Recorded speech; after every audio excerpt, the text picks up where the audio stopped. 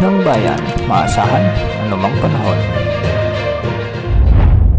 Magandang oras po sa ating lahat. Narito na ang pinakauling update sa magiging lagay ng ating panahon ngayon at sa susunod na 24 oras. Sa kasalukuyan ay habagat ang weather system na nakakaapekto sa ating bansa at ito ay pinalalakas pa rin ng dalawang bagyo na nasa labas ng ating area of responsibility. Una rito yung dating si Bagyong Emong at ngayon ay nasa layong 920 kilometers na hilagang silangan ng extreme northern Luzon. Taglay muli nito ang lakas ng hangin na umaabot sa 75 kilometers per hour malapit sa gitna at pagbugsong umaabot sa 115 kilometers per hour. Sa kasalukuyan ay medyo mabagal ang pagkilos nito ng hilagang silangan sa bilis na 10 kilometers per hour. Kung mapapansin natin, ayon sa forecast nitong mga nakaraang araw ay malulusaw na ang bagyong si Emong pero isa na muli itong tropical storm category. Kaya nangahatak pa rin ito ng habagat na nagpapaulan sa malaking bahagi ng Luzon. Samantala, ang isa namang bagyo sa labas ng ating area of responsibility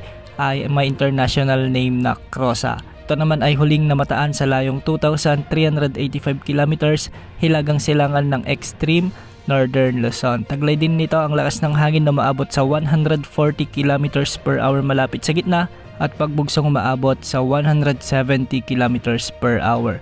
Sa ngayon kumikilos ito ng hilaga-hilagang kanluran sa bilis naman na 20 kilometers per hour. Wala itong direktang epekto sa anumang bahagi ng ating bansa, ngunit asahan na hahatakin pa rin nito ang habagat na magdadala rin ng mga pag-ulan sa bahagi ng Visayas at Mindanao. Sa mga susunod na araw ay inaasahang lalapit ang sentro nito sa may Japan at doon naman magdadala ng mga malalakas na pagbugso ng hangin at ulan. At dahil nga sa habagat, asahan pa rin ang mga minsan ay malalakas na pag-ulan sa Ilocos Region, Batanes, Babuyan Islands, Abra, Benguet, Zambales at Bataan. Ang mga lugar na ito ay pinapayuhang maging alerto sa banta ng mga pagbaha at pagguho ng lupa kung may mga umiiral na katamtaman at malalakas na pag-ulan. Samantala magiging maulap naman ang mga kalangitan na may mga kalat-kalat na pag-ulan at thunderstorms sa buong Metro Manila, Calabarzon, Occidental Mindoro, Oriental Mindoro, Marinduque, ang nalalabing bahagi ng Cordillera Administrative Region,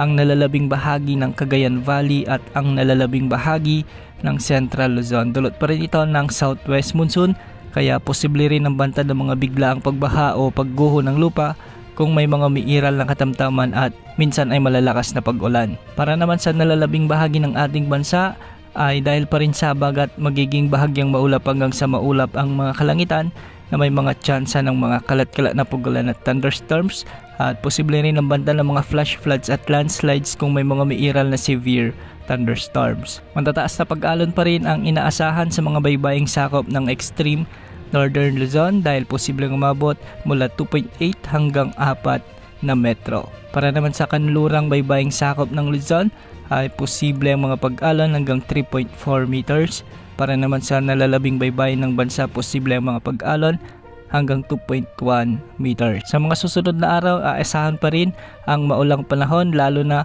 sa kanlurang bahagi ng Luzon dahil sa malakas na habagat na hinihila ng mga bagyong Krosa at ni dating bagyong Emong. Inaasahan na sa weekend ay unti-unti na ring hihina ng pansamantala ngunit sa mga kasunod na araw ay lalakas muli ito dahil sa potensyal na sama ng panahon na mabubuo sa silangan ng bansa. Yan muna ang lagay ng ating panahon. Ito po ang weather update ng bayan. Maaasahan anumang panahon.